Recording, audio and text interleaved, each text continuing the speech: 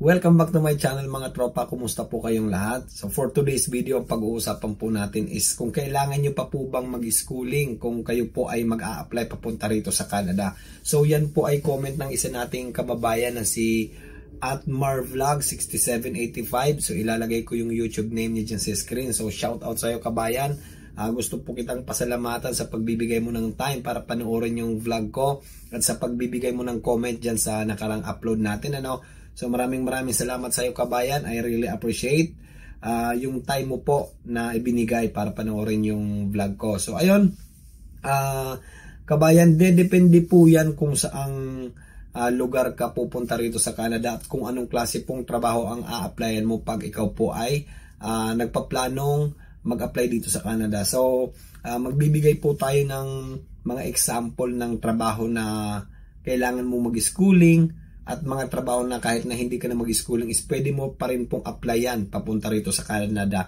And even wala kang experience, so may chance pa rin na ma-hire ka, but depende po yan doon sa mag-i-interview sa inyo kung i-consider po yung application ninyo. So depende po yan sa magiging usapan ninyo at sa mga isasagot mo sa interview.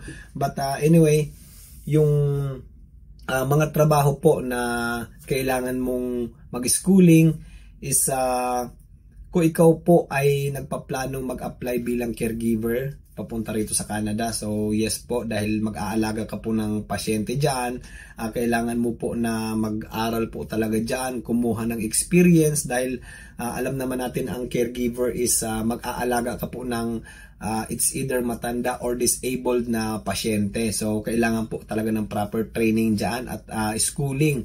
Nang sa ganun po, kapag po ikaw po ay nag-apply ng caregiver at pasok po yung mga credentials mo, yung experience mo, so posible po na makahanap ka ng employer at mabigyan ka po ng kontrata. At ang kagandahan po sa pag-caregiver ngayong 2024 is madali pong maka-PR yung mga caregiver.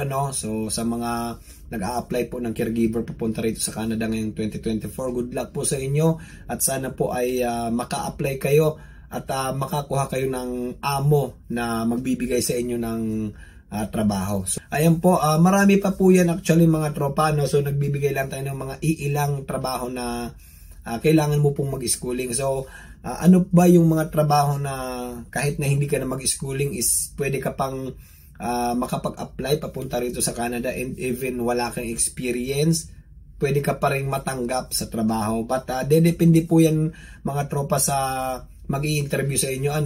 So depende po yan kung i-consider nila yung application ninyo kahit wala po kayong experience. Yung trabaho po na pwede nyong applyan kahit wala po kayong schooling is kung ikaw po ay plano mong magtrabaho sa farm or bilang farm worker, yan po, kahit hindi mo na po kailangan mag-schooling, pwede ka pong matanggap. And even wala kang experience, dahil kung willing ka namang matrain, willing ka namang matuto sa mga ituturo sa'yo, why not, diba?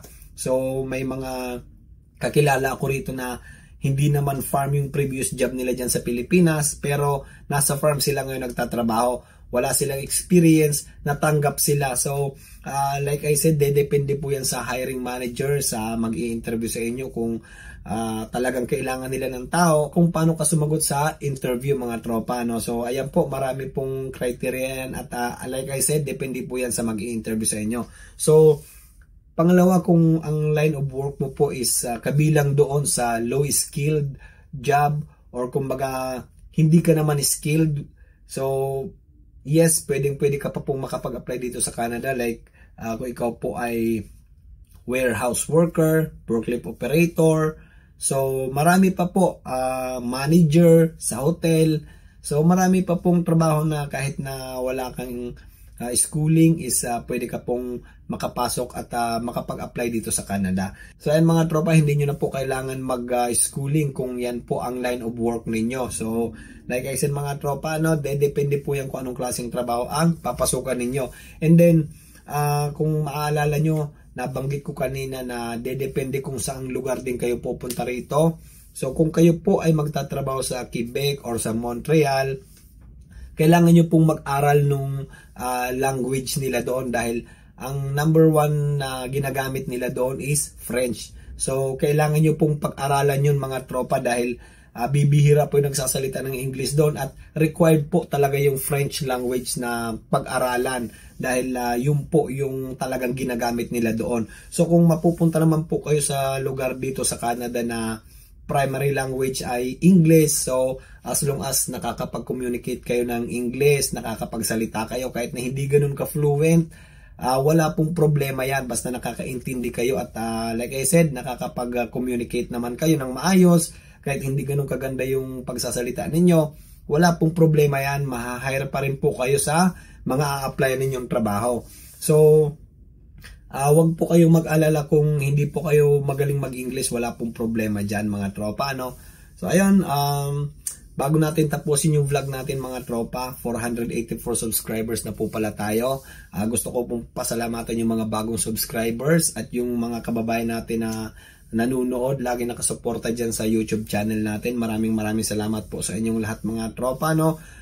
Sa mga nag-a-apply po ngayong 2024 at sa mga nagpaplano mag-apply pa lang. So, good luck po sa inyong lahat. Sana po matanggap kayo sa mga trabaho na a-apply ninyo. And kita-kits po tayo sa next video at maraming salamat po sa inyong lahat.